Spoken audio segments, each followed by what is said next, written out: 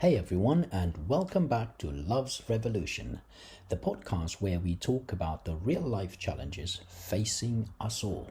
I'm your host, Cornell, and today we're diving into a topic that's long overdue: the increasingly controversial role of the Nursing and Midwifery Council, or the NMC, and its perceived unfair treatment of nurses. Let me be clear from the start. Regulation in healthcare is absolutely essential. Patients deserve to be protected and standards need to be upheld. But when the very body designed to support and safeguard the profession becomes a source of fear, frustration, and injustice, we have a very serious problem. Let's start with the basics. The NMC exists to regulate nurses and midwives in the UK. Its role is to make sure they are delivering safe, effective care. Fair enough, right? But in practice, many nurses feel the NMC has shifted from regulator to persecutor. And it's not just a handful of people grumbling. There's a growing body of evidence and far too many personal stories pointing to a culture of disproportionate punishment, painfully slow investigations, and a lack of empathy towards those on the front lines of care. Let me paint you a picture. A nurse makes an error, something minor, unintentional.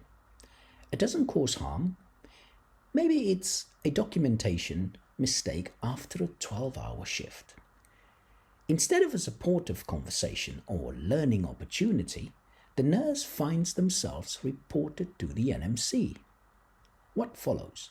Months, sometimes years of investigation, career on hold, mental health in decline, and most devastating of all, a complete loss of trust in the very system that's supposed to support their development.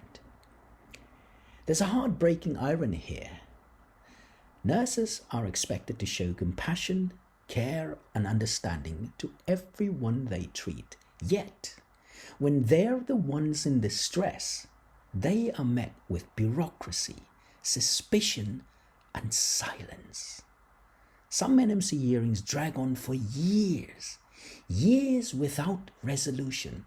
Can you imagine the stress of waking up every day wondering if your career, your income, your identity as a nurse is about to be taken away?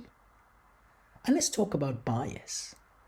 Several reports and whistleblowers have highlighted the disproportionate number of complaints and disciplinary actions involving black and ethnic minority nurses.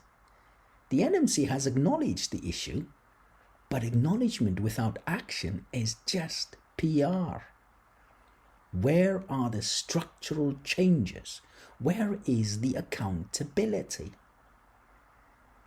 Nursing isn't a job, it's a calling. They work long hours in high-stakes situations, often with low pay and dwindling resources.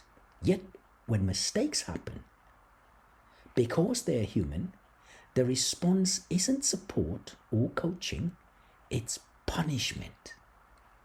We've created a culture of fear, a culture where nurses are afraid to speak up, afraid to admit mistakes, afraid to even ask for help because they might end up with a fitness to practice case hanging over their head for years. We're told NMC is here to protect the public, but I ask, how is the public protected when nurses are broken, demoralized, and walking away from the profession entirely? Let's be real. The NMC needs reform desperately. That means faster investigations, more transparent and fair decision making, proportional responses, culturally competent practices, and above all, support for nurses, not just discipline. This isn't about letting bad practice slide. It's about having a system that recognizes the complexity of care, the pressures of the profession and the value of our nurses as people, not just registrants on a list. If you're a nurse who's been through the NMC process or currently going through it, I see you. I hear you. You're not alone. And we need to keep having these conversations, not just in break rooms and Facebook groups, but in public, in policy, and in leadership. Thanks for listening to Love's Revolution.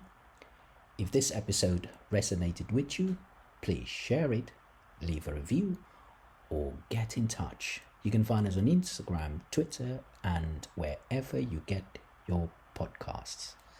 Until next time, take care of yourselves and each other.